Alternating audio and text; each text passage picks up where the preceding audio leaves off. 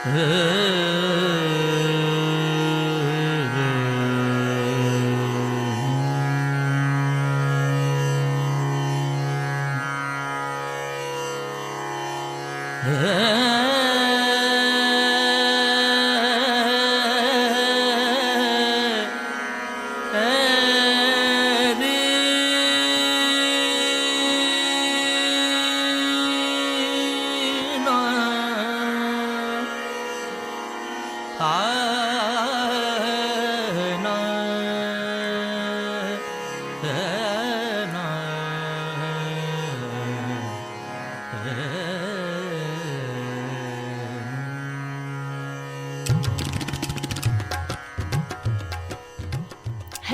this is What the Faux Travel Podcast, and you're joined by myself, Amy, and Nick. Hello, this is episode 4, Nepal and India. I've been really looking forward to this one. Yeah, so this is our big one because Nepal and India were definitely our favourite countries that we visited. Yeah, by far. Oh my God, we've got so much coming up. And we explained to you guys we should have had our friend James on the show, who we travelled India with. Unfortunately, he couldn't be here.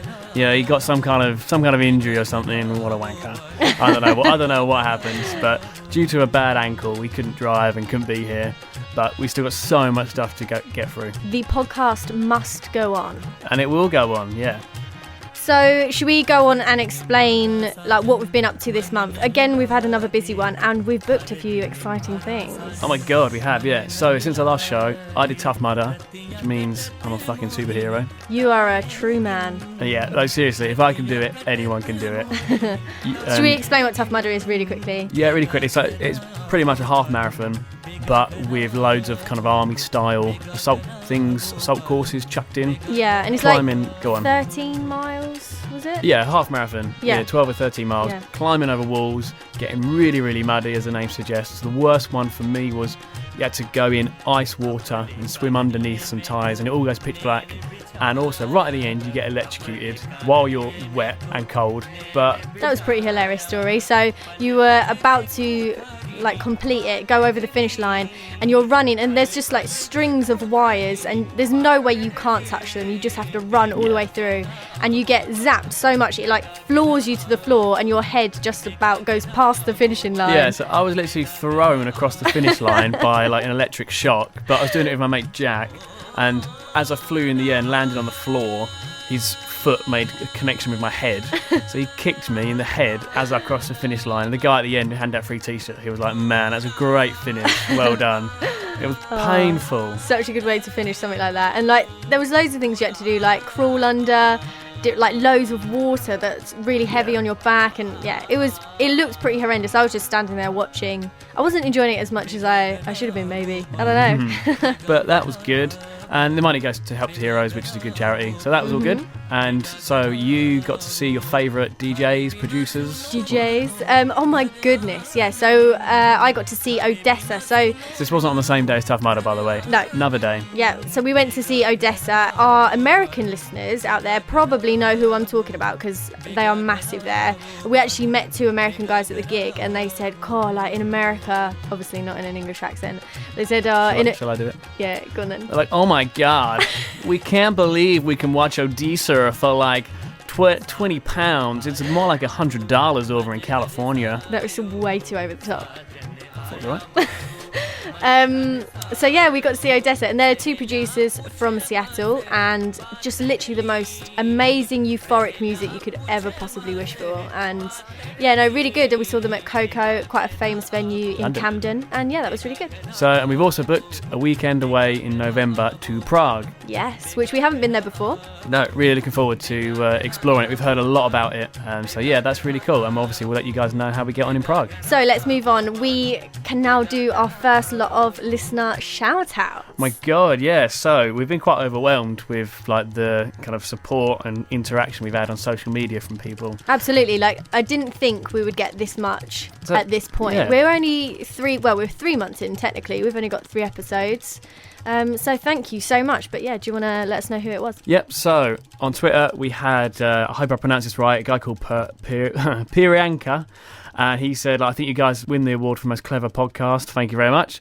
We've also got a guy on Twitter. He's you can find him RJK World Tour. He's actually an English bloke who lives over in Australia. He's got his own travel podcast, which sounds really cool. Very cool. Yeah, so thanks for tuning in. And we've got a guy called Jebba Jackson on Twitter, said he would check out the show. He's an Indian guy who lives in Budapest. Nice. So that's kind of like this episode versus our last episode, which was about Budapest. It comes together so perfectly. And we also heard from a girl called, I think her name's Pais, spelled Pais. She said that she really enjoyed our first episode and she's inspired to travel around Asia because of us. So thanks a lot for that. Wow, that's good stuff. And our 300th follower on Twitter, they're called A Life Engaged. They're travel bloggers. They said they'll check out the show. We've got Stefan RTW. I guess that means round the world. He's actually got a 12-hour train journey on this Sunday, just after we're recording. He said he'll listen to the show to pass the time. And finally, we heard from Aggie after her interview on our show last week. Yeah, she's so a bit famous now.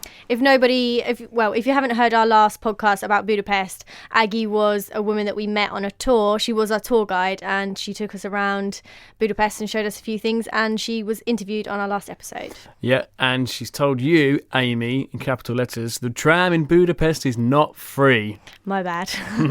But she said she really enjoyed the show. She thought it was quite funny and she feels like she's famous. So yeah. Really great, but thanks for everyone that's been in touch. It's been quite overwhelming how many people have enjoyed the show. Yeah, no, really, really nice. So thank you. Let's move on and get on with this episode. So this is about India and Nepal. So should we just give a brief overview of what we did on the tour? So we booked through Gecko's Adventures, who are part of the Intrepid travel group. Yeah. And we travelled to Kathmandu ourselves, spent a couple of days there, and then we met our tour group. We did, yeah. And we head to Pokhara. On the way, we did some whitewater rafting. But Pokhara, I believe, is the second largest city in Nepal. From there, we done our 3 or 4 day trek around the Annapurna mountains. We done the circuit around there. From then on, we ended up going to, in the south of Nepal, Lumbini, where Buddha was born. Yeah, birthplace of Buddha. From there, we went to Varanasi in the north of India, which is famous for the river Ganges. That was definitely, without a doubt, like the highlight. Yeah, that's where we went on the Ganges. Then we got a very long train to Agra to see the Taj Mahal. Yep. And from there, we went to Jaipur, which is known for being like a very colourful city. That's where they filmed, what's the film called? The Best Exotic Marigold Hotel. Yeah. Oh, one of my favourite films. So, I love that. Jaipur. And then we went finally to New Delhi, to the capital. And then flew home. So that was like a 3.5 week trip, I think. Yeah, so we covered a lot of ground in that time. But wow, normally time feels longer when you're not having fun. But I felt like we were there for months. I felt like I learnt so much about the country. Yeah, you say that in a good way. In a good way, definitely. yeah. It definitely didn't feel like 3 weeks. I felt like a native when I was there. And everyone's just so welcoming in India.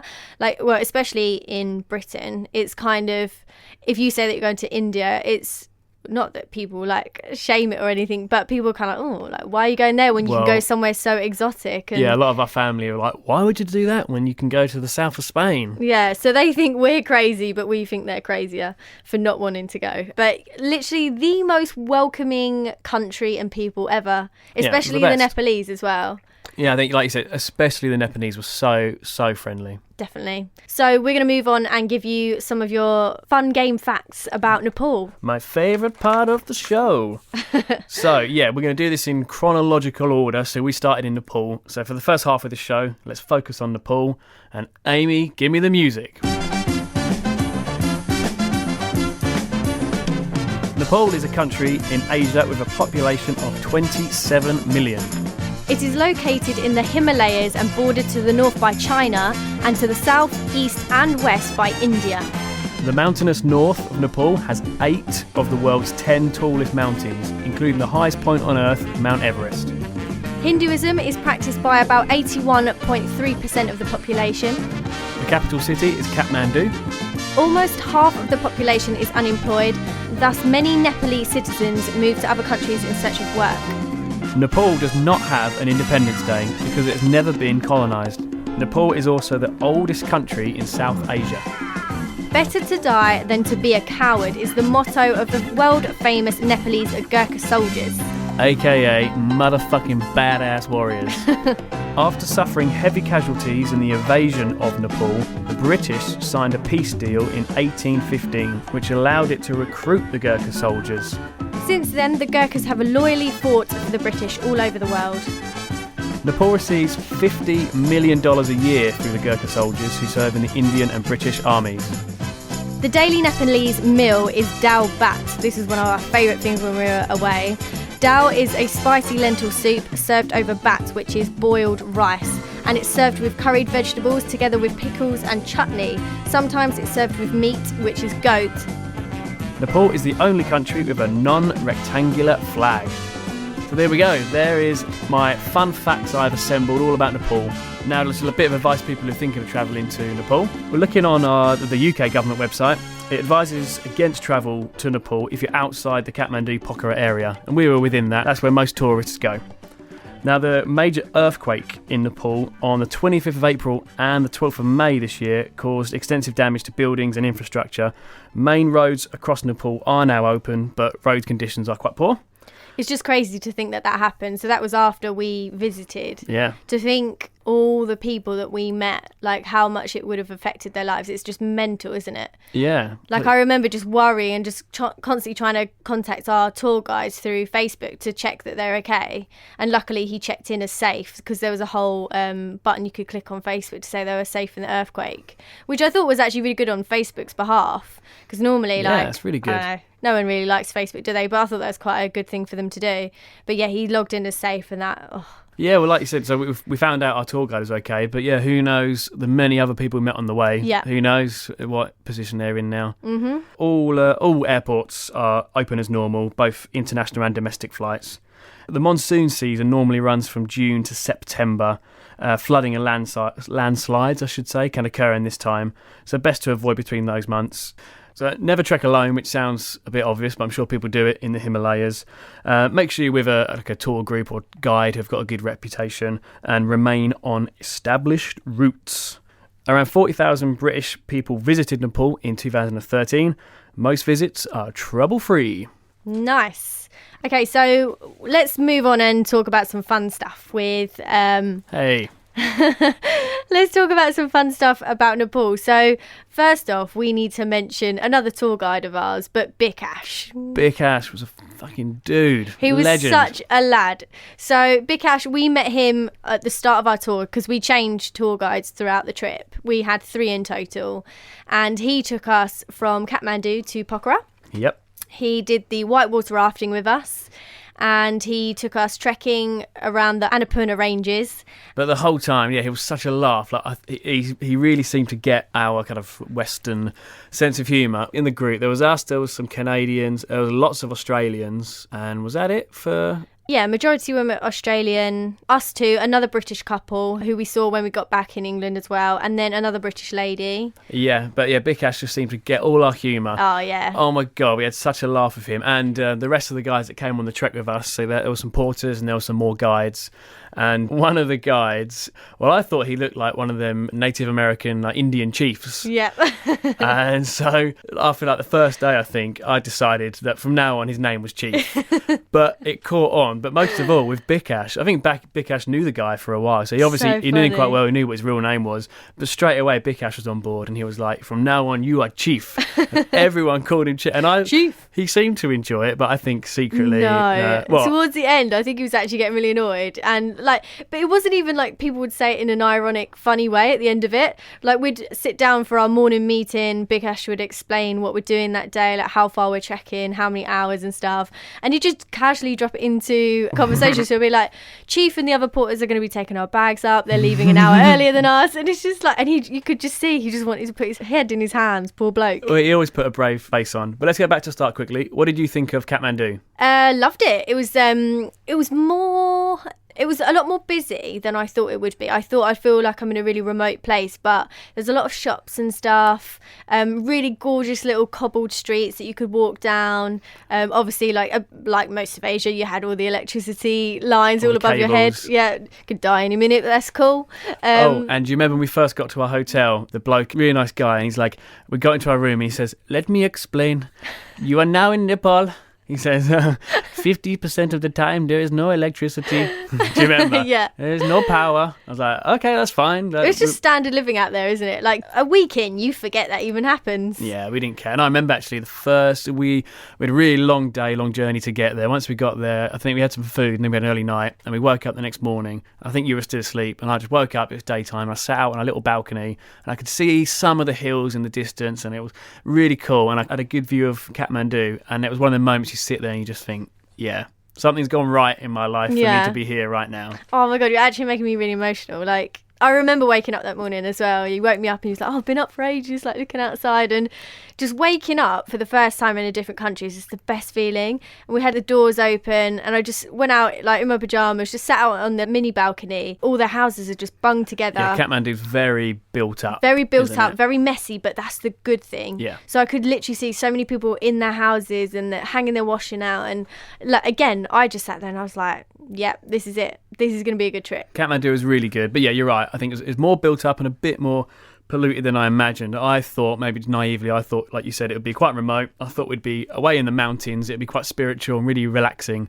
But don't go to Kathmandu for that. There are plenty of other places in Nepal to go for that. But Kathmandu was really cool. And our favourite place was the Buddha Bar. And I'm sure we'll post a picture or videos of it. But we're in there having a drink and there's loud music playing. Well, let's explain like the situation first. So yeah, we were on a night out, just chilling out. Because on the tour that you get a bit of free time. Oh, this was when we'd done our walk as well. We'd done our trek and we'd come back to Kathmandu, didn't we? Kathmandu. Okay. And the Buddha Bar was playing really cool music like Kygo, who we saw, I think we mentioned on the last episode, we saw him live in London actually. So that kind of attracted us in and like you walk up this dingy little stairway and you're like, oh my God, it doesn't even feel like we're going into a bar.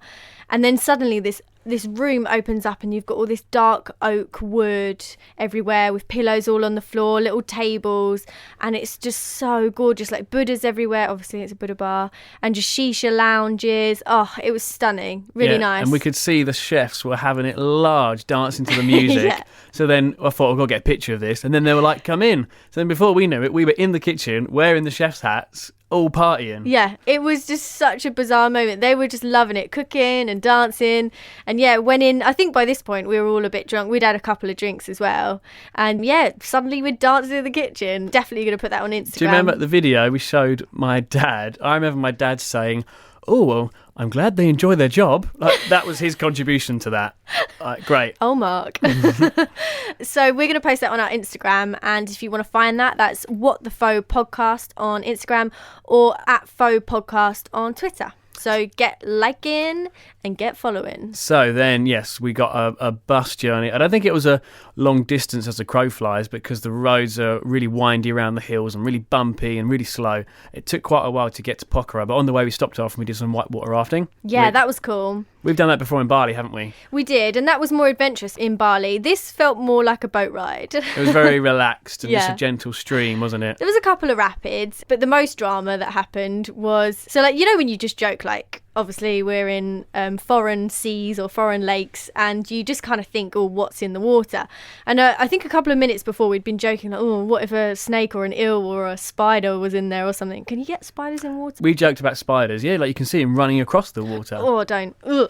And then, so we're like paddling along. And then I looked down by my foot and no word of a lie, I had a snake by my foot. And I didn't want to just like scream. I'm not that kind of girl. You were so calm. I was so calm. And I just said, oh, guys, by the way, I'm not joking when I say this. There is a snake in the boat. And everyone just turned around, looked at me and I was like, look, it's by my foot. And everyone just started screaming, jumping across the boat.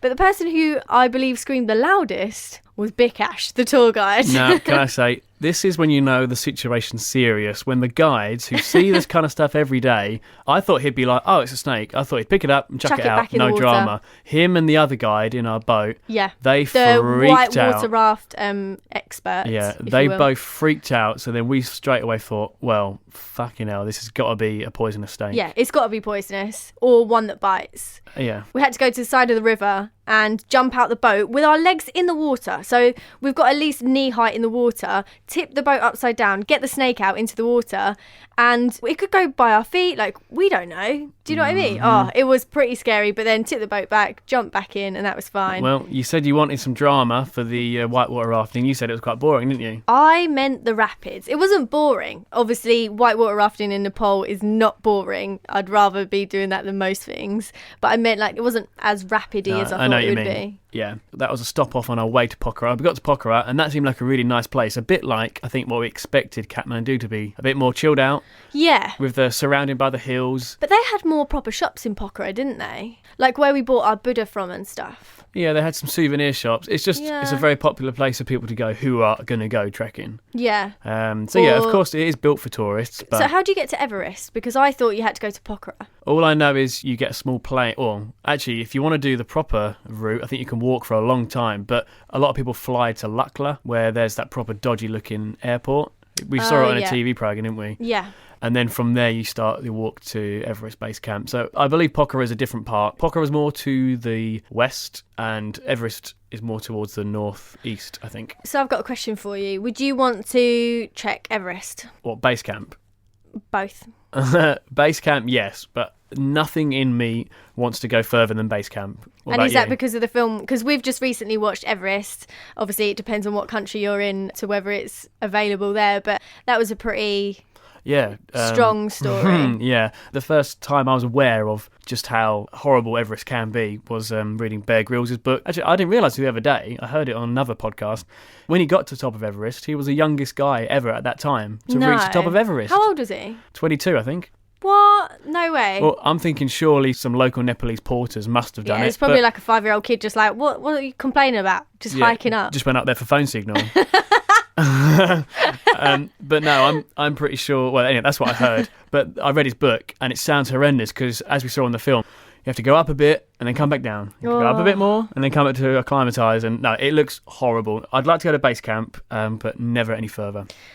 So what was the trek that we did? Annapurna, yeah. So we booked the trip thinking we would be trekking for 2 days. That was not the case. We booked a trip not looking at the itinerary, did we? Didn't we? I don't know whether I'd recommend doing that or not, because I actually preferred it. Like, it was really, I guess it depends on what kind of person you are. And sorry to interrupt. Do you remember, like, 2 weeks before we left, we're like, let's look at the itinerary. And we're like, whoa, we're going to be doing this. Oh my God, we're going to do that. We're going whitewater rafting. Oh my God.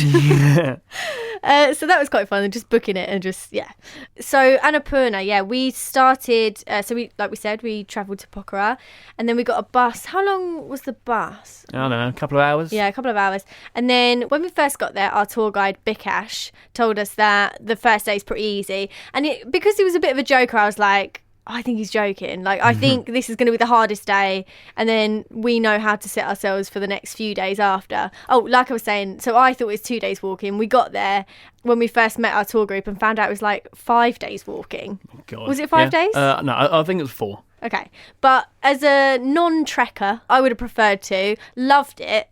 And definitely glad that we did it. But in the future, I'd probably want to keep that down to more 2 days. Yeah, but can I say, the whole point of the trek we did is it's kind of for beginners to middle?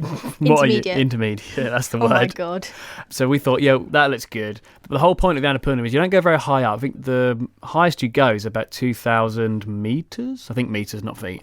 But the idea of it is, from the trek, you can see a lot of the big peaks. Yes, exactly, yeah. When we're September, October time, just towards the end of the monsoon season, we didn't get much rain, but we did get a lot of cloud. And there was one day when we caught a brief glimpse of one of the peaks. Literally, and that's all we got. Probably like the top metre of it. It was barely even a peak. Such a shame, wasn't it? Yeah, but the whole group kind of decided like it was a good enough trip without that. We didn't need to see the views because we just met this bunch of people and we all connected and like we were all playing games. It sounds bad, but we were trying to kill our boredom a bit when we was walking. So we were playing a lot of like not I Spy, but games similar to that, and No, trying yeah. to get to know each other and stuff. And it was a really good group. We were really lucky. So lucky. And I really enjoyed the evenings when we got to I think they were called tea houses, but you get to little kind of very basic accommodation. Like guest houses. Yeah, but then you can sit there and you can have either a tea or a beer and have some food. And we sat around playing cards, didn't we, with the group? We were very lucky. We had a great group of people. Yeah, definitely.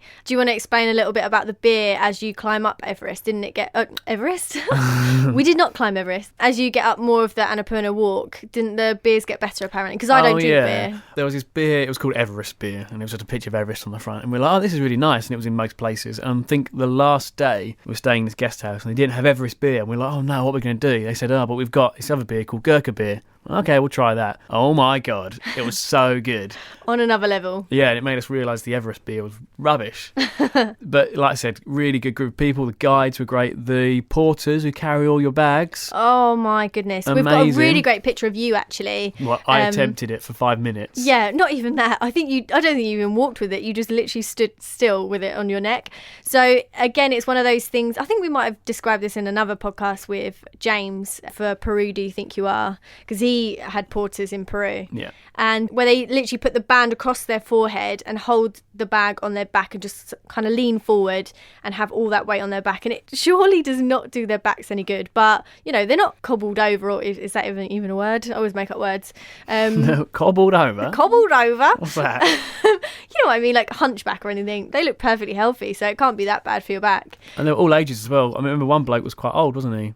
Yeah, they're so much fitter than me. It's embarrassing, to be quite honest. But we've got a great picture of you, which again, we'll put that on What the Faux podcast on our Instagram, and that will in turn go on our @Faux podcast on Twitter. Yeah, but those guys were great. And do you remember every evening in these guest houses, Bikash would always tell us these riddles. Riddles, that I was going to bring this up, yeah. Like, do you remember the kind of stuff he said? He was like, I don't know, this won't be it. But he'll say stuff like, there is one goose that has one gold egg. Another has 6. How come that? Yeah, and he always finished them. How come that? How come that? And you're like, what?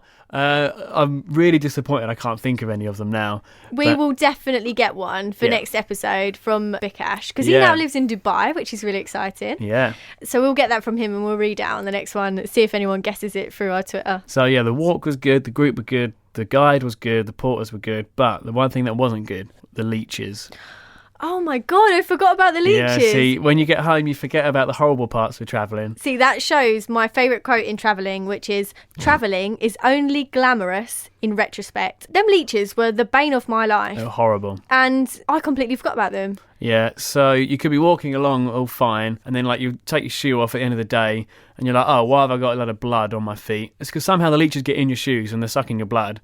And then you might look down, if you're wearing shorts, you'll see a couple of them on your legs. Oh my and then God. So all the guys carry a bag of salt with them. That's the only way to kill them and get them off. But I remember, which works amazingly well. I thought it would like kill them off in a few minutes, but they literally just drop off instantly, don't they? Yeah, I remember one evening in one of the tea houses, we're sitting there barefoot. I'm there barefoot wearing flip-flops, but we're at the table playing cards.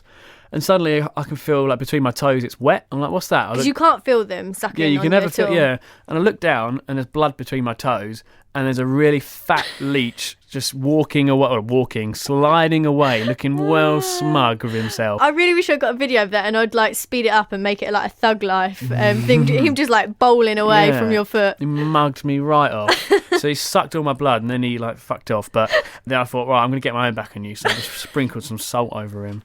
But the leeches You animal killer. Yeah, leeches were horrible, weren't they? They really were. I remember the one time I got my major attack was, I think it was one of the first days, and there wasn't much hot water, so we shared a shower. Ooh. Really? No hanky-panky going on there, though. I didn't let him go near me. I always say this on podcasts. I'm like, oh, wait, don't let him come near me. I'm nice to him sometimes. Not in public. Definitely not in public. No, you get well funny with public displays of affection. Yeah, no one wants to be seeing that. If I hold your hand, you like punch him around the face.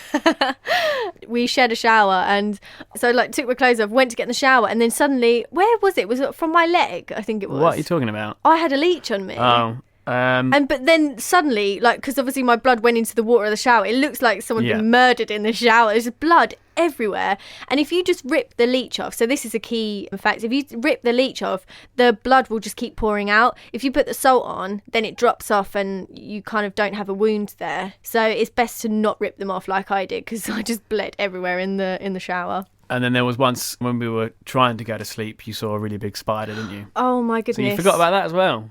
Girls and guys, whoever has a fear of spiders, this was one of the most scary moments of my life. I don't even have a big fear of spiders, but I cannot explain to you. This spider was probably the size of my hand. Do you agree? Yeah, it was huge. Size of my hand. Where does it decide to run in our little shelter? Into my clothes bag, so I cannot find it. I've never... Again, I'm not a screamer, am I? You'd know that, Faith. Oh, stop it. My mum listens to this. Sorry, Jill. Yeah, I've never screamed so loud. I literally woke up the whole, what would you call it? Not even a hostel. Yeah, I don't know. Guest houses. There was just a load of different... So you were scared by the spider. So me being a man, I stepped up. I did the right thing. And I went and got the hotel owner. Who came in and killed it in some way. I don't even know how he found it. And came out with it, holding it in his hand. Yeah. And it covered his hand. It was absolutely massive. It was staring at me at one point. Yeah, you reckon its eye like glinted at you. So again, to make matters worse, there was no electricity. Obviously, we're in the middle of a mountain range. So I've got my phone torch on, staring at the spider, trying to track it while Nick goes to find the hotel owner. And no word of a lie, both its eyes were like glaring back at me like a photo where it goes red. It was staring at me. Freaky. We had a moment. Did you? Did you then have respect for it? No. But yeah, so anyone who's been travelling, they'll know things like this happen, especially, I don't know, if you're in the middle of kind of a rainforest, things like this happen, but it's all well worth it because, yeah, we had such an amazing experience in Nepal. It really was such a fascinating country. And the people were just so, remember that I can say people were so friendly. We were walking once and it was raining a lot actually at this point, and there was a little kid with an umbrella and he shared his umbrella with me. This broke my heart. How old would you say he was? 4? Yeah, 4, 5, 6. Literally broke my heart. They were walking past us, little kids who were going up these really steep slopes to go to school. And they're all really smart in their uniform and they look so cute. But we're struggling up this hill and they're just like blink and they're gone. Yeah, so quick. Obviously just used to that kind of terrain. Is that the word? Terrain? Yeah, that's the word. But they were just such happy kids, and they were kids being kids, weren't they? They were being silly, having a laugh, and like remember at one point they were like playing with your backpack and like hitting something on your backpack. Yeah, do you remember? I had like a little toggle thing on there that they thought was really funny. But they're just really, you know, they haven't got much. They haven't got, you know, amazing houses or much food or this and many toys. But they're just kids being happy, just being kids. Kids being kids, which is really nice because we don't have that in our country anymore. We've lost that. Yeah, we don't have it as much for sure. So we're going to move on and do something that I'm excited to see, but I'm not sure you're so excited. We are going to do a chili challenge. God. And the chocolate's been in our fridge for about a year or something. Yeah. So yeah, it's chili chocolate. Yeah. It's chili chocolate, but it's gone off chili chocolate. You know, so good luck. You know when chocolate goes all white and like dusty. I just need to get it out of my fridge. It's been the bane of my life, this box of chocolate. I hate it. But can I just say, we had this idea for a few weeks and I've been listening to another podcast. I give them a shout out, the Mancast. It's a really, really funny podcast to listen to. But to my, I'm so devastated to hear that they did a chili challenge, so now it looks like we're copying. But we had this idea for ages. We are copying you. No, we're joking. I'm sure they weren't the first ones to do a chili challenge, but we're going to give it a go. Okay, so first of all, I've got a chili chocolate here. Yeah, chocolate in the shape of chili, and it's got blue colouring in it. So this is the mild chili. Okay, so what we're going to do, you're just going to eat it and just tell us how hot it is? Is that how it's going to go down? I'm going to take a bite. I'll tell you what kind of curry.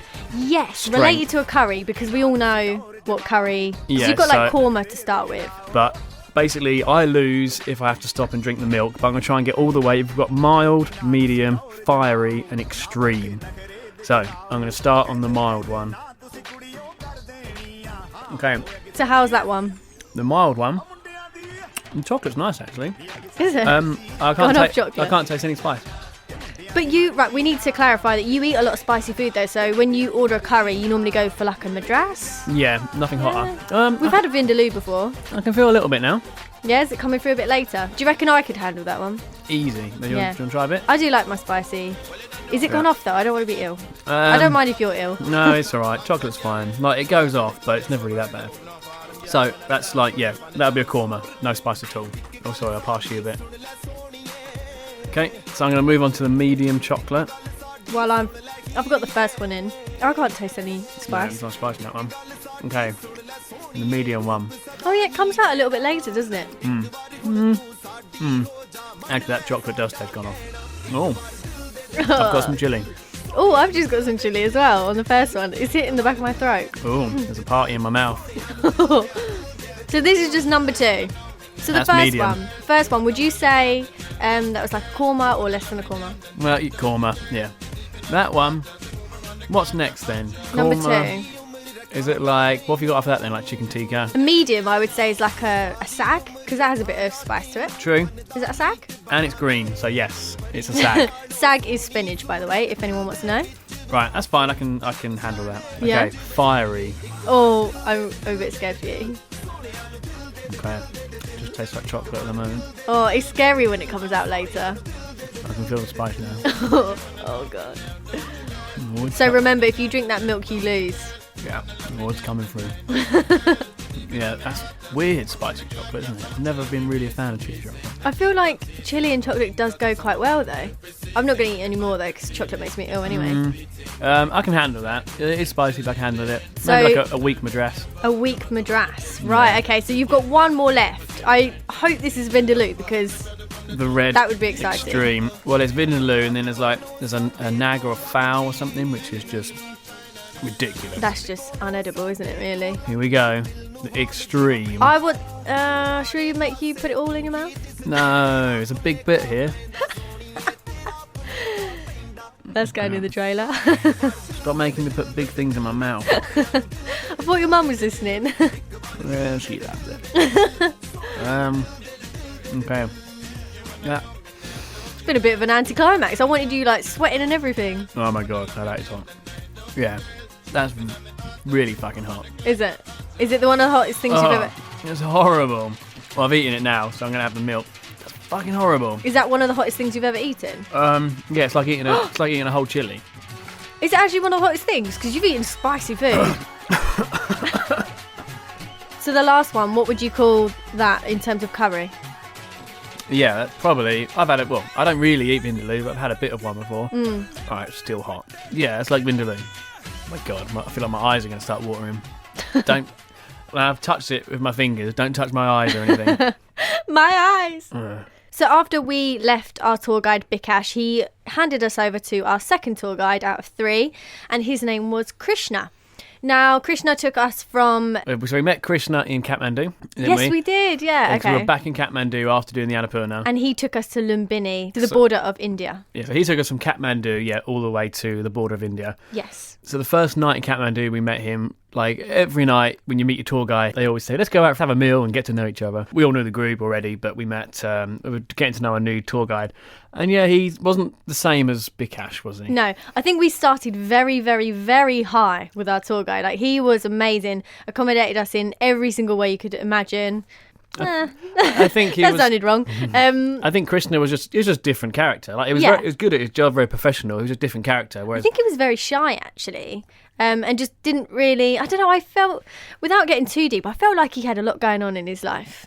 yeah, we seem to think people that don't know. There's the whole the class or caste system Yes. over in Nepal and India. So I that's a think. good thing to mention, actually. And it's depending on what family you're born into and what surname you have, immediately people know what class you are. That's right, isn't it? I think there's 4 major classes. So, you know, it goes from poor to rich to high standards and all of this. And say you're someone who's a low class and marry, say, a girl who's a high class, you can never be promoted. You can Yeah. only be demoted.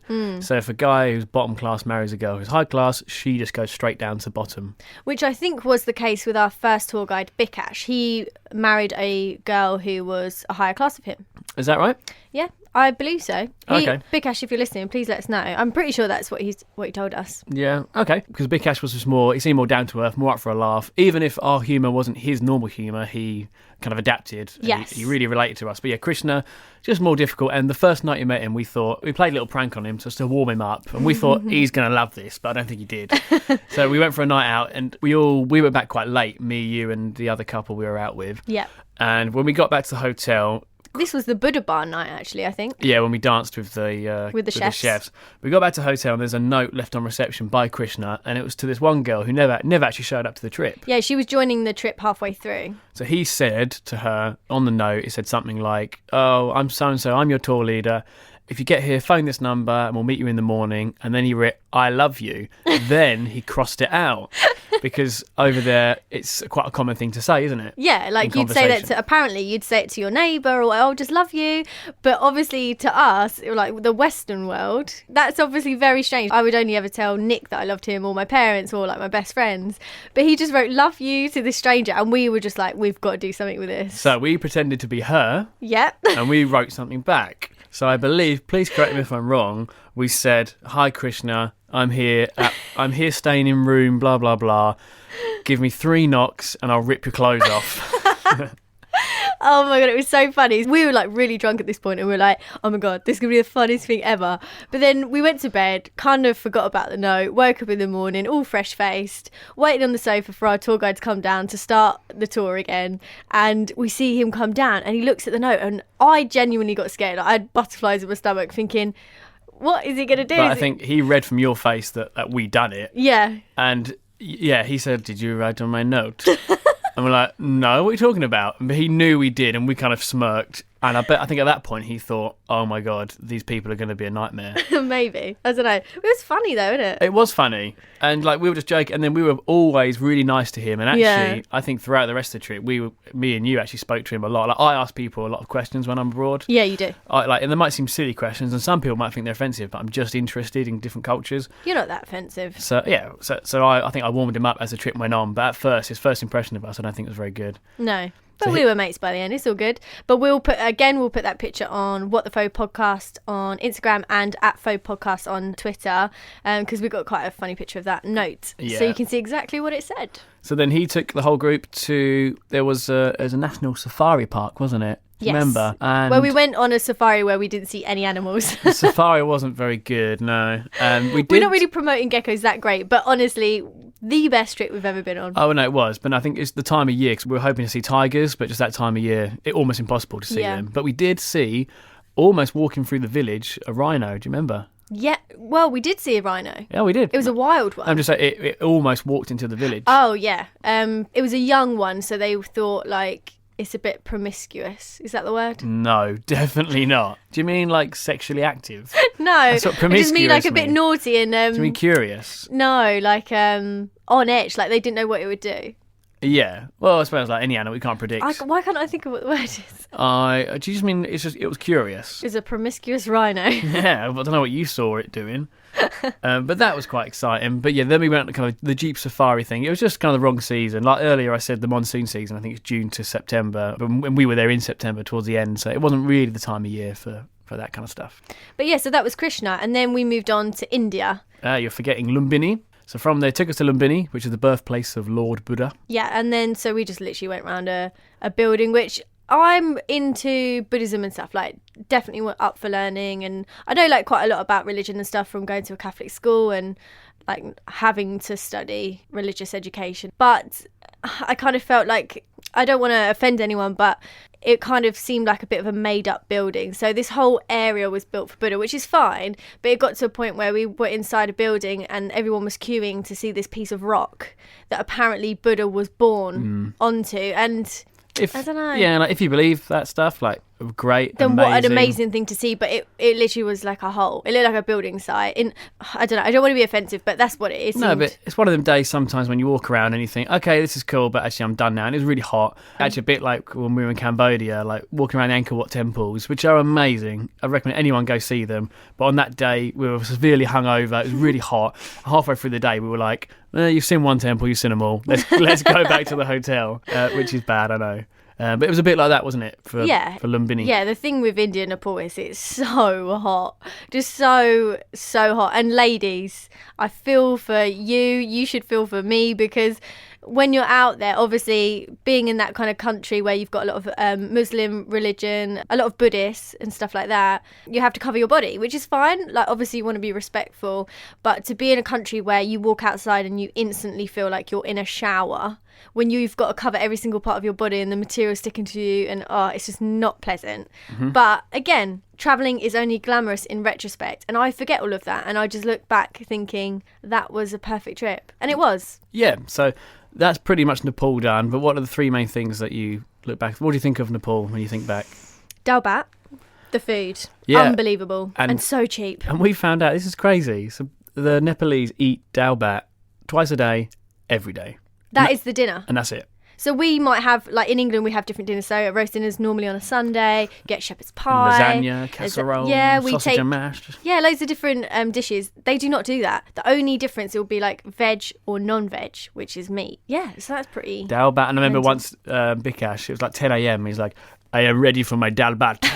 It's like twice a day, every day. Yeah. Amazing. But it was delicious. And the best, actually, I recommend to anyone, you're going to get the best dal bhats and the best food on like side of the road service stations. The places that look dodgy. But the great rule with dal bhat is it's always all you can eat. We'll put a picture up on social media. But you get like a little pot for your meat, pot for your veg, pot for your rice and blah, blah, blah. And once you've done with one pot, they bring you more. And I must have paid £1, maybe not even £1, for an unlimited all-you-can-eat lunch, which was so delicious. Yeah, and I was just sitting there in pure envy with my noodles in front of me. Yeah, you went for like some noodles, but I'm like, go for the local food because they know how to cook that properly, and it's the best value, and it's the most delicious. Now that we have spoken all about Nepal, we're going to move on to India, the second part of our trip. Now, we loved Nepal so much, we really thought, like, no, India cannot beat this. Like, absolutely not. It's the best country we've ever been to.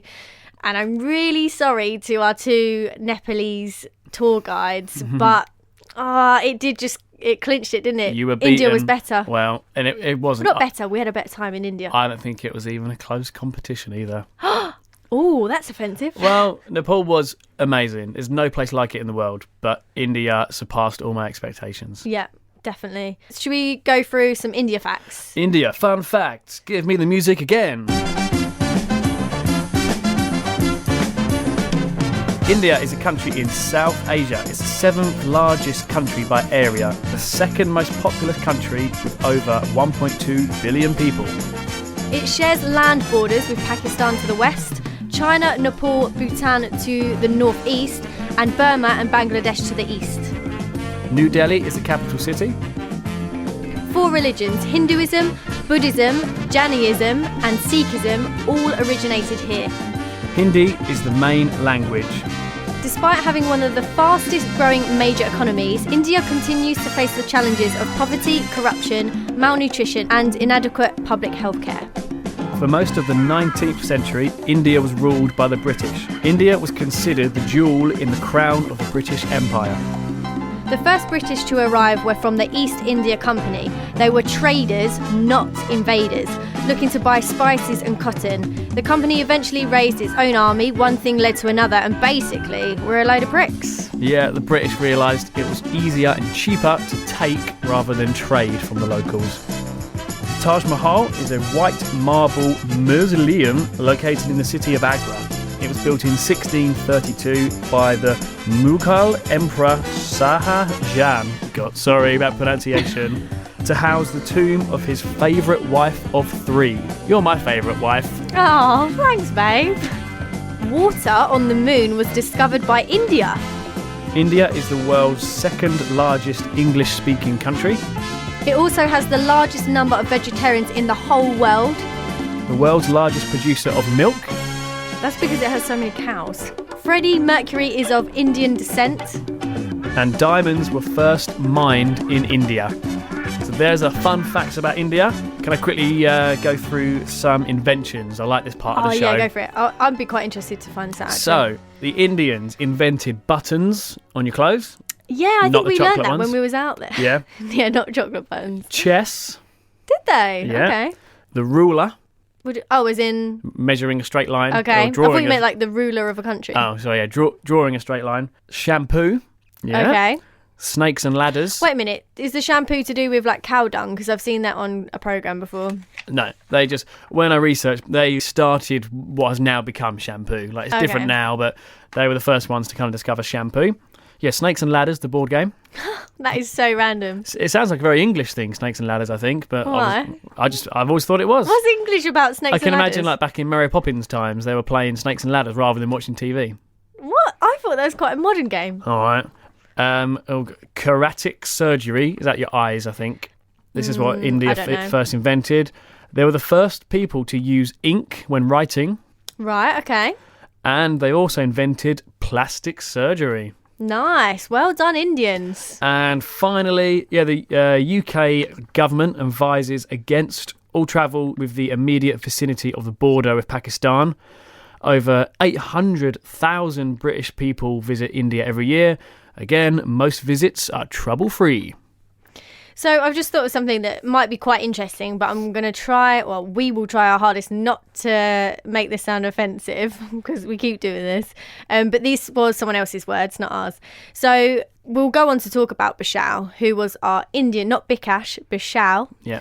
He was our Indian. Can I just say, sorry to interrupt. The whole time I forgot to mention, our tour guide in Nepal, Bikash, his surname is Nepal. Oh, yeah. He was Mr. Nepal. Sorry. And literally knew everything about Nepal as well, so he really was. Yeah, carry on with Bishal, because this guy was actually, I love Bikash, but Bishal was actually my favourite. Oh, I couldn't choose. There's no way I could choose between the two. Bishal was a dude, but go on. So yeah, one time, I think we was on a long, what train journey were we on? Where were we from in India? It was from Varanasi to Agra. Yeah, so Varanasi to Agra. So we were on the train for a good, 14 hours at least? Well, yeah, overnight. Yeah, a long time. It was a sleeper train. So we just got talking and asking different questions. And we said to him, in Britain, we have a few different countries. So English people have a certain idea of what Scottish people are like or what Irish people are like. So we said, obviously, you're so close to Pakistan and things like that. What do you all think of each other? And do you want to explain? It was actually, I know what you're saying, it was actually Bangladesh. I asked him, what's the relationship like between India and Bangladesh? And he said something like, they are leeches. So I just thought it was quite interesting though. Like, obviously, it's not the nicest thing to say, but everyone has their banter between countries, like we do with France and stuff like that. Yeah, of course. But no, it's just really interesting to understand how that sort of area of the world work together. Yeah, and there's obviously a very unique relationship between Britain and India. Of course, they used to be ruled by the British. Yeah, we've done lots of things in the past that we shouldn't be proud of. Most of it was negative. There were some positives. For example, Bishal's family. He lives near the north. He lives in what's the tea? Towards the what's the famous tea? What's it called? Oh my God, why is it going Darjeeling. Darjeeling. He lives in Darjeeling towards the north. So he looks a bit Oriental, kind of Chinese Tibetan, doesn't he? He does, yeah. But anyway, what I'm saying I'm not laughing at that. I'm laughing at a story which we'll tell in a minute. What I'm saying was, I think his father or uncle or someone, his family, granddad, was actually a Gurkha soldier. Yeah. So he fought. How impressive is that? He fought for the British, but therefore he earned a salary from the British, and it allowed Bishal to kind of have the life that he has now. Yeah. So on the one hand, I asked him, I said, what do you think about the British being in India? And he's like, on the one hand, it was bad and I can't condone what they did, but on the other hand, it's benefited my life. So they were good and bad. But for people that want to travel to India, I didn't feel any negativity towards us. Like, if anything, it was positive. They loved us. Like, wow, you're British, oh my God. And always wanting to look at us with our skin and always wanting pictures with us. The amount, we were famous out there. The amount of paparazzi pictures we got, especially when we were in the Taj Mahal. Yeah, and I'm thinking, they must see tourists every day. Yeah, and just so, I can have a picture all the time. But the reason I was laughing at Bishal having more of an Oriental look was I think it was on the last day. We just had our last breakfast together. It was all very emotional.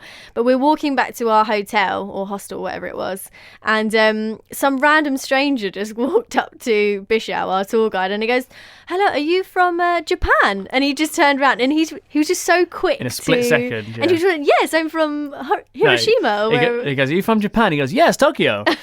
And the guy was trying to sell him a tour, to be his tour guide for the day or something, even though Bishal is a tour guide. But Bishal, I felt quite bad for the guy because Bishal kind of humoured him and kept talking. He's like, yeah, give me a number, I'll call you tomorrow, blah, blah, blah.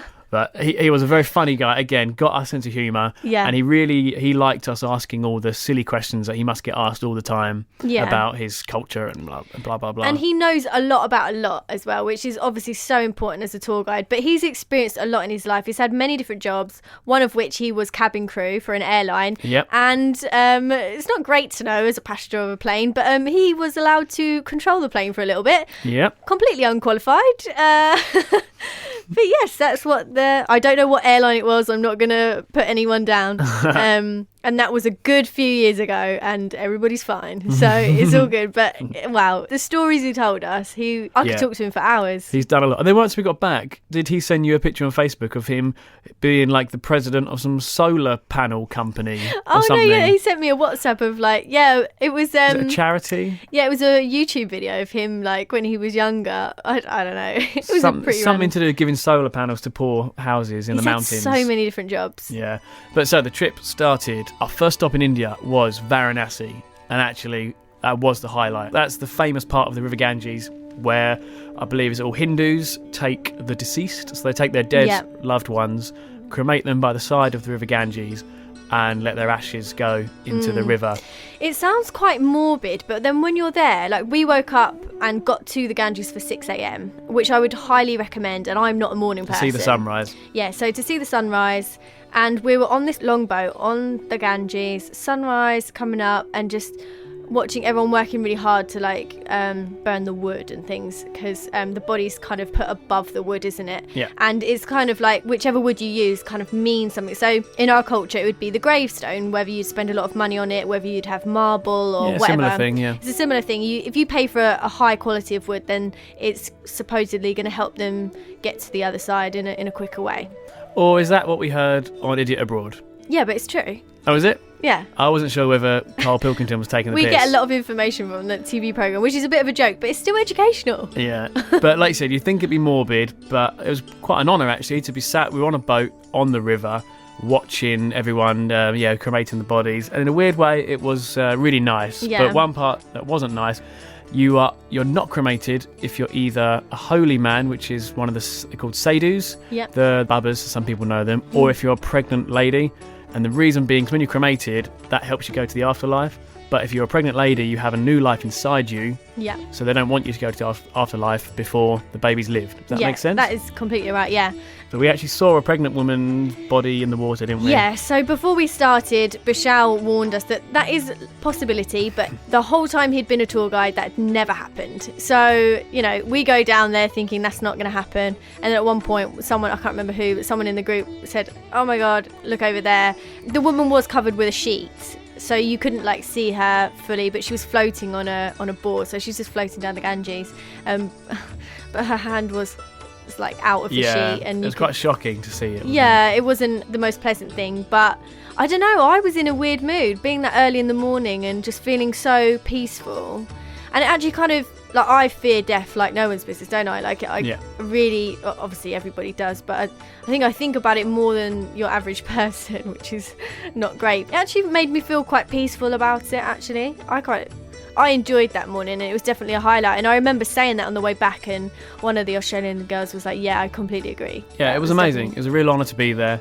And then later that night, in the evening, we went back to the River Ganges, where I think every night they do a prayer ceremony. Oh, wow. Yeah, and at first we're thinking, let's go check it out, but that doesn't sound like our thing.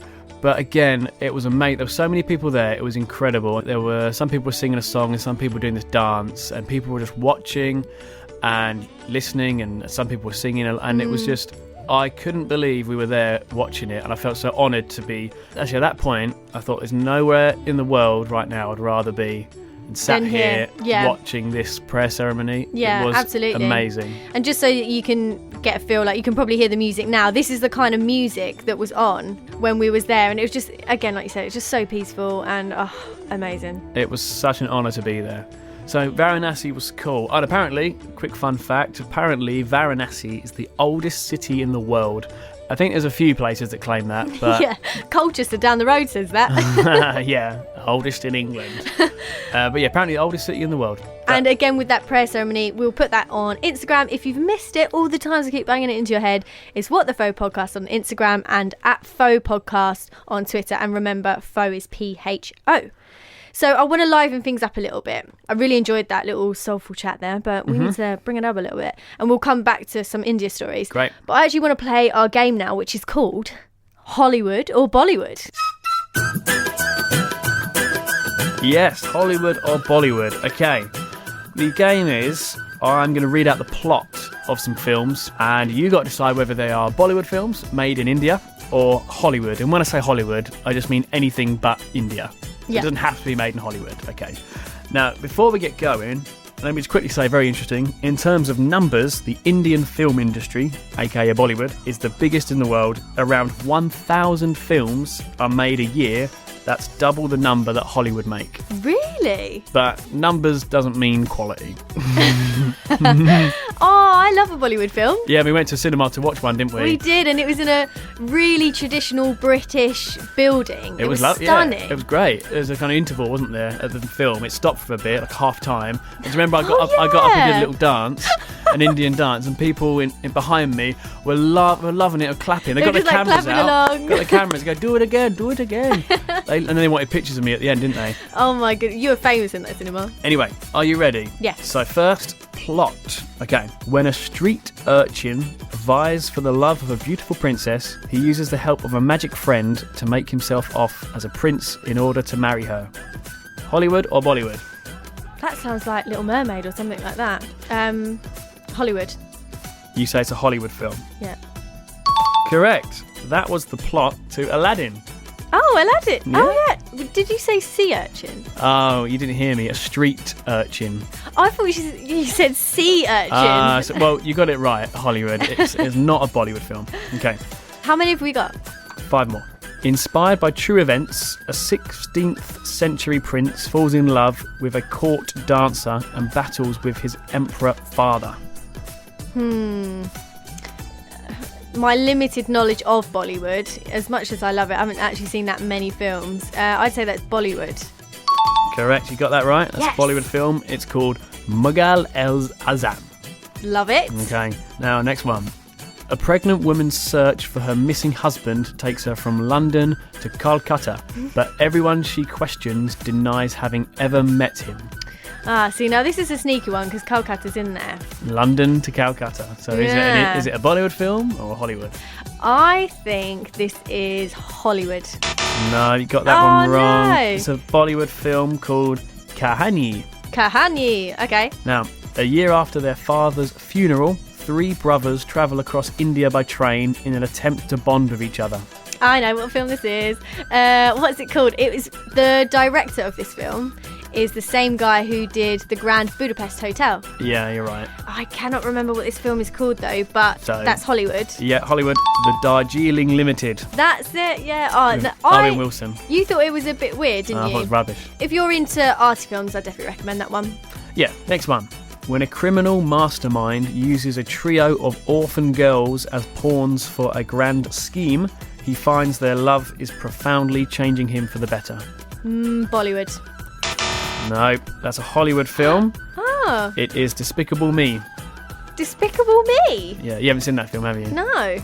And Cheeky. finally, a young man and woman, both of Indian descent, but born and raised in Britain, Oh God. fall in love during a trip to Switzerland. However, the girl's traditional father takes her back to India to fulfill a betrothal promise.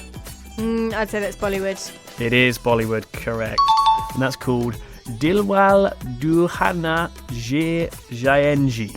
I must admit, I am loving the pronunciation on You the show. got 1, 2, 3, 4 correct. 4 out of 6. That's pretty good. And I did have prepared, in case with our guest it was a draw, I had the lightning round. Okay, give me the lightning round. What I was going to say was I was going to name a film, and then you and him had to, the first one to say Hollywood or Bollywood, got the point. Okay, so this is just the title. Just name it quickly, whether it's Hollywood or Bollywood. Okay, Okay. Bend it like Beckham. Hollywood. Correct. Oh, Well, you hesitated a bit, but you got it right, yeah. So, that was Hollywood or Bollywood. love it. I enjoyed that. Thanks, Nick. Pretty good, isn't it? Let's go back to India a little bit. So we've got a lot to talk about. Well, we'll do the one cow fact. I know you wanted to talk about this. Yeah, Cows fine. in the city. Explain. Right, so we said to Bishal, why in India are there cows everywhere roaming the street, and why are people okay with that? And why do they feed them as well? Yeah, what's that all about? So we learned, as I'm sure most people know, cows are very holy creatures in India. They're very well respected. But Bishal said to us, I'll give you a couple of days to think, why do cows choose to come to the city? And we just couldn't think why. It was so frustrating. Because all these cows belong to a farmer out in the countryside. But he told us, cows come to the city, one, because they want to get away from the insects and mosquitoes, which are not From in the city. countryside, yeah. Exactly. Well, they are, but just not as many. Well, yeah, not as many. And the farmers are happy to let them go because he knows they're going to get fed He knows they're going to get treated well, and somehow they always end up coming back. So that's why cows choose to go into the city rather than the countryside. It is weird though when you're just walking around India, like doing a bit of shopping. Oh, suddenly there's a cow in the shop. And then it becomes normal after a few weeks, doesn't it? You just don't even notice that the cows are there. Yeah. So from Varanasi, we got a very long overnight train to Agra, which of course is famous for the Taj Mahal. Just very quickly, if anyone is travelling to India, out of everywhere that we went, I didn't feel unsafe at all, but the one place I did feel the most unsafe was probably a train station. Just to be aware, just keep your wits about you. It's where a lot of pickpocketing happens and things like that, and there's a lot of children that... Well, it's a shame. It's where a lot of parents train their children to pickpocket because they're small and they can reach in your pockets and fit through little spaces. Yeah, and obviously you're going to have a lot of luggage and things with you on a large train or a sleeper train. So, yeah, just keep your wits about you in train stations. So now, Varanasi was a highlight for me, but Agra, we had one of the most amazing days.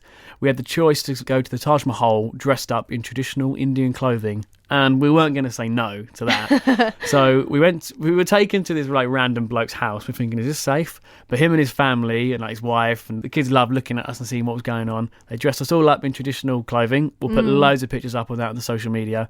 And I just want to put out there, I was really ill on this day with a cold because apparently if you don't get Delhi belly, you're likely to get cold. It's kind of, you get one or the other. I got a cold, which I'm thankful for. So my face was swollen. So don't judge me. That explains your face in the pictures. So we all went in our big group to the Taj Mahal, and of course it was amazing. It's like one of them things you see on TV, you think, yeah, that's good, but in real life, wow. And when we got there, we had some free time just to walk around, do as we please, and me and you just kind of split off with our friends, another English couple. Again, we're all dressed up, we look like princes and princesses. Yep. And at first, it was really nice. Lots of people wanted to have pictures with us because they saw white people dressed up and they thought, oh, that looks fun. And they had pictures and we went, yeah, very good. And we had a good time. But then for 2 hours we were there, it was non-stop. It's not an exaggeration. It was literally paparazzi. We couldn't get away. I actually got in quite a mood about it because they just wouldn't leave us alone. But then we started to have fun. So we'll tell you a bit more about it at the end of the show. But I made a GoPro video of our whole trip. And we kind of made a mini music video of when we was at the Taj Mahal. So we were like kind of Indian dancing around the Taj. It was quite fun. Yeah, but the groups of people coming up to us were very funny. And at one point, I found myself surrounded by like how many, like 8 or 9, like 13-year-old girls. Yeah, you're a hottie in India. Only in India. Do you remember? They're just like, oh, they thought I looked like a prince. They're like, oh, very handsome. Very, very handsome. Very handsome. It was fun, and like we did like always put smiles on. We made the most of it. We're only going to be here once, but we kind of then forgot to keep looking at the Taj Mahal because it was constant. Oh, but it was amazing. Like when you're actually there, it's still like you're seeing it in a picture. I don't know. It's got a really weird perspective on it. And another nice thing as well, it depends on what time of day that you go. The way that the sunlight bounces off of the tiles of the Taj, it looks a different colour. So you can go at sunrise, it will look one colour. Sunset, it will look another colour. And looking at it, it's all symmetrical. Like you're looking in a mirror, so like every side is symmetrical. And you remember, you got the 4 pillars outside. Yeah. They're all at a very slight angle, leaning away from the Taj. So if there's ever an earthquake, they fall the other way. How clever is that? And this was built in the 1600s. With elephants? Well, yeah, and probably a lot of slaves. But they thought... All right, bring it down. No, it's the truth. They thought of all these things, and it was incredible. I just want to describe that. So during the month, we talk about the podcast, what games we're going to do, like special to that episode. And you came up with a great name for a game. Well, yeah, the name was good. We just couldn't think of how to turn it into a game. But when you told me, I genuinely started crying. It was so funny. But again, I keep saying everything's offensive with us, but we couldn't make a game that was not offensive where we could not put it out on air. But I still want you to tell us what the name was. So we couldn't come up with a game, but the name is Chapati Boy or Batty Boy. For people, maybe people don't know what Batty Boy is. Maybe that's just a British thing, but gay. It's a homosexual. A homosexual male. So but yeah, that was quite funny. But we couldn't think I just love the rhyming, Chapati Boy or Batty Boy. But we're like, how can we guess between breads and gay men? We couldn't make it work. It just doesn't work. So what do we do? From Agra, we then went to Jaipur, which, like I said earlier, is where they filmed Best Exotic Marigold Hotel. Yeah. It's a very colourful, I think... Well, both of them now, because there's 2 of them. Well, that's films. true. It's a very colourful, kind of what people would think India would look like. Yeah, so all like the spice markets and things like that. Good shopping there, apparently. Yeah, for souvenirs. We didn't really find what we were looking for, but it's known for being the best place to shop. And you'll see an elephant walking down, instead of a car, someone's riding an elephant, and the elephant's all painted, all these colours. Oh, they look amazing, which I really wanted to get one of those for our wedding, but it's bloody illegal in this country. Yeah. And do you remember we had a little tour guide just for the day who took us around Jaipur, and we saw the Amber Fort, which was incredible. And he had some sayings, didn't he? Yeah, is it the Palace of Winds, that famous building? Yeah. But he'd obviously heard these English sayings. He kept saying, "No money, no honey," and he kept saying all this to us. So I'm like, right, I'm gonna give you a lesson now, mate. I said, for your next tour group, just say what you want to say about Jaipur, and then say no splash, no gash. And no spray, no lay. I really hope he did use them. I'm not sure. Did you explain to him what that actually meant? Yeah, I was like, no spray. I was like, no aftershave, no sex.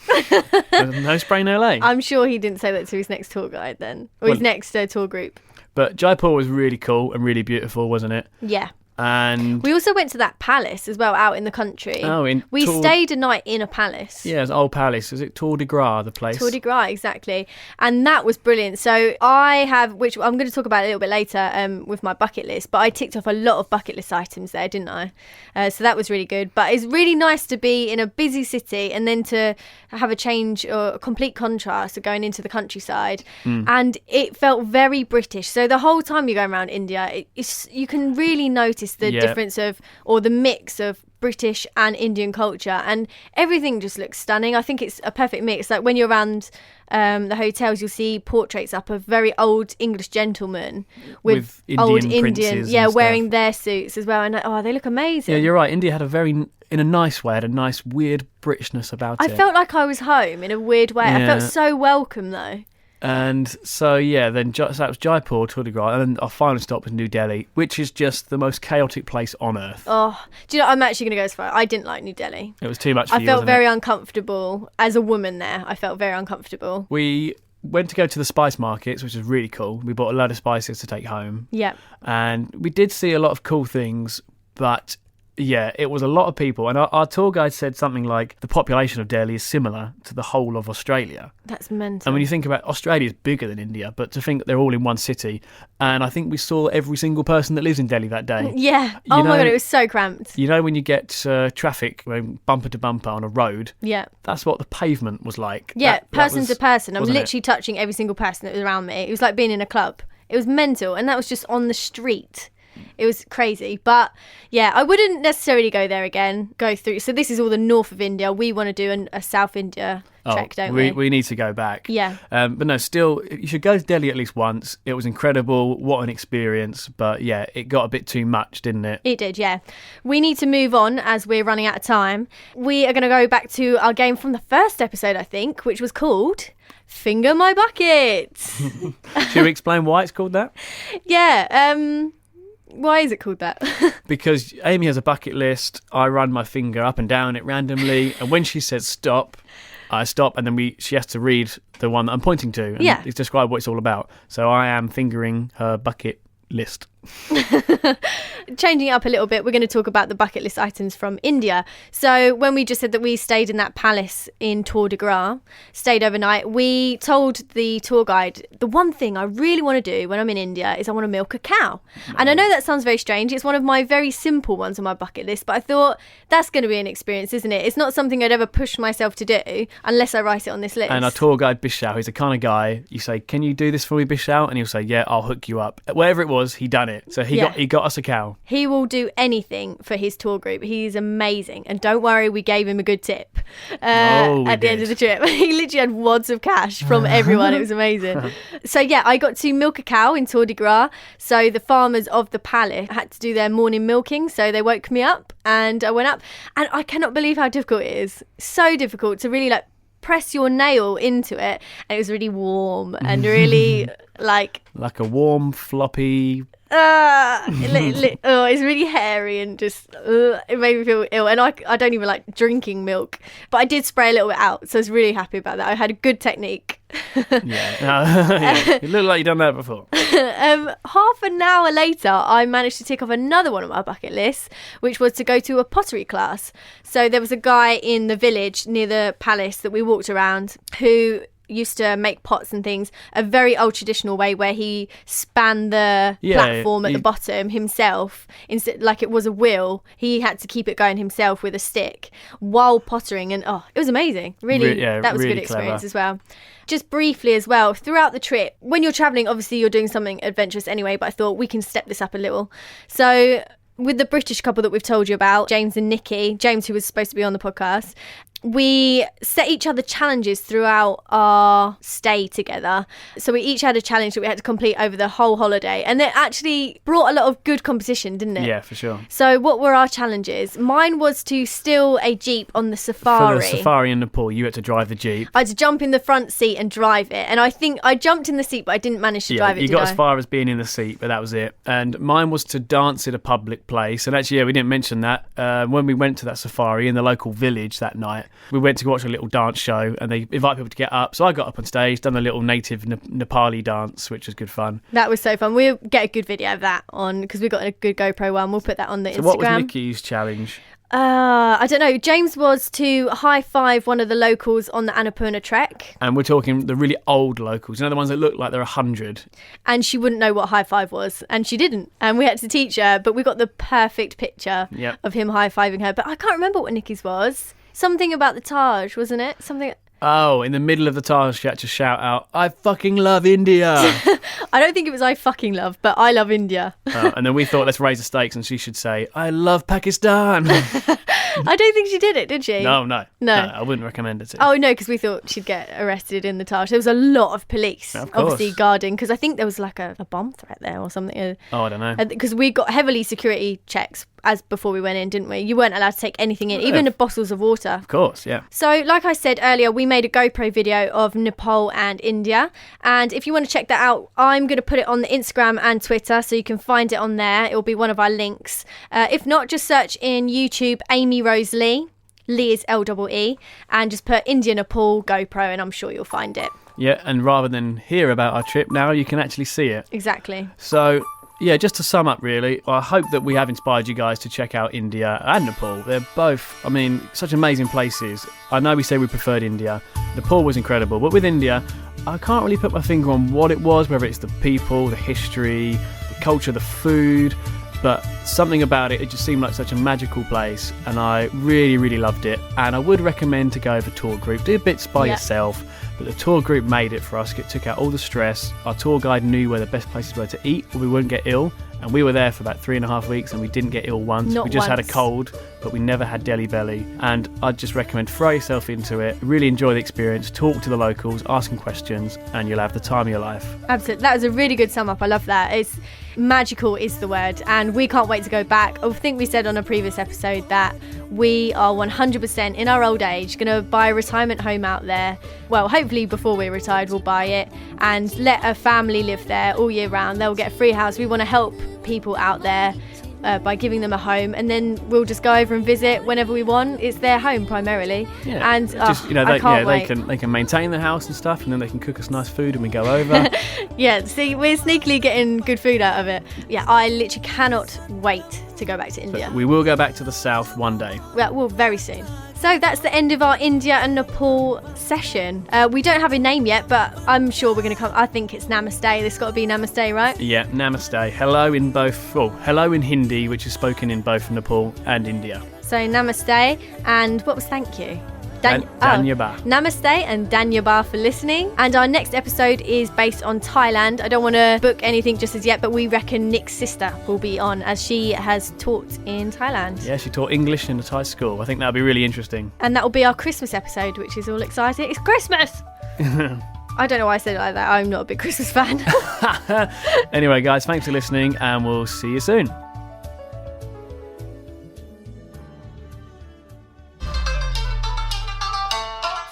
Don't forget, you can get in contact on @Pho Podcast, that's Pho spelled PHO, or What the Pho Podcast on Instagram.